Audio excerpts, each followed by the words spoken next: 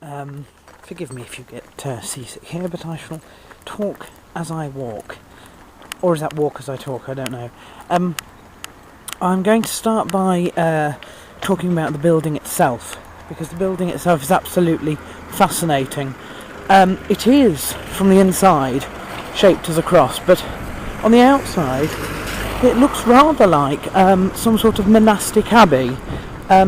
You're actually entering, believe it or not, through the north transept. And in each of the transepts on the east side there are little chapels, and then there's the main chapel is behind the east end altar. The choir and the altar are in the east end, and there is a choir screen. It's wooden, so it's sort of see-through. If you've ever seen pictures of the inside of National Cathedral in Washington DC, it looks a little bit like that. The altar is a plain table. There's only one, that's the high altar, and the only thing that shows the colours of the seasons are the small rear dross behind the altar, which is not quite as big as it could be. The choir also is small for that size place. Really, they need a large one, but never mind. A nice organ as well. Let me think. Yes, round the south side they have stained glass windows. The north side doesn't have stained glass windows, which I thought was a nice way of showing the south's precedence over the north. What else? Oh yes, there's friezes, okay, on the inside. That's carved into the stone, parts of, biblical cameos. There's also, all around the nave, the Stations of the Cross on the wall with little sort of plaques. It's absolutely beautiful inside. Surprisingly, I noticed that all the lights were the special eco-friendly lights, but they were in the chandeliers. It's very bizarre, but very, very beautiful. Their pulpit is decorated with wooden paintings on wood, little friezes round the side, and their lectern is actually it has 4 prongs that come out of it, and a bit like a menorah candlestick. The candles are on the prongs, so you're surrounded by candles as you read from the lectern. Absolutely beautiful. The outside of the building you can't get all the way round. You can walk round the west side. Obviously, I said before, you come through the north side, walk round the west side, and at the back they've got the vestries, and then they've got a little, what's almost a cloister, and that's connected to the church hall. The population is mostly elderly, almost entirely elderly in fact, but they do have a young church that meets for most of the services in one of the rooms. Now, I don't know what happens when you start the service, because I came in, it was 10 to 10, and already stuff had happened. Looking at the service sheet, they do have organ music before, at least 3 pieces.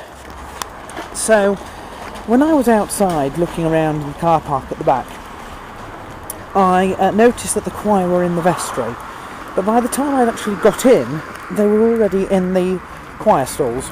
How they got there, I don't know. I assume they processed in, but I didn't see that. They processed in 10 minutes before the service, because 5 minutes before the service, as I was finding my seat, there was what's called the prayer of preparation, which was actually said prior to the service. Very strange. Then, of course, you had the opening hymn, and that's when the clergy came in, rather a lot of them, enough to do 4 stations, 2 in each of the little chapels in the transepts, and 2 in front of the choir screen. So there's rather a lot of them, not led by a verger, but in fact led by an incense bearer, which was rather nice. So they had the incense flowing all over the place. Full cathedral on the way out, on the way in, but unfortunately they don't walk all the length of the nylon, the length of the nave on the way out, which was a little bit of a disappointment, but there we are.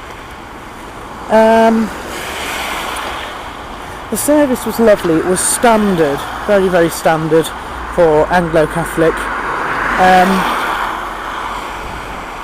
I'll just try and cross over without killing myself. I'll sit on the bench once I'm over. Right, so pretty standard. What I didn't like was the music that they chose for their liturgy wasn't so brilliant, but there we are.